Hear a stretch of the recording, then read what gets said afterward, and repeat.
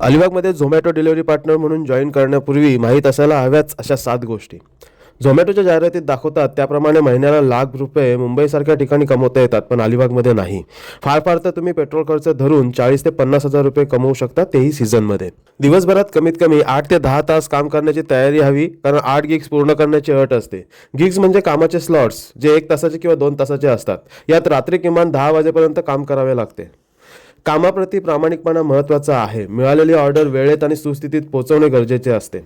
चोरी, खोटेपणा, लांडीलबाडी अशा गोष्टी अजिबात चालणार नाहीत. एक रायडर एखादी चोरी करतो आणि नाव सर्व झोमॅटो रायडरचे खराब होते. त्याचा ID बॅन होतोच किंवा त्याच्यावर कारवाई होतेच, पण त्याच्यासोबत सर्वांची इज्जतही जाते. त्यामुळे चोर लोकांनी जॉईन होऊ नये. दुचाकी व्यवस्थित चालवता येणे, परवाना असणे आवश्यक आहे. तसेच आपल्याकडील खराब, खड्डे आणि चिखल भरलेले रस्ते, प्रसंगी समुद्र किनाऱ्यावरील रस्त्यावरून ऊन, थंडी, पाऊस अशा कोणत्याही ऋतूत जाण्याची तयारी हवी.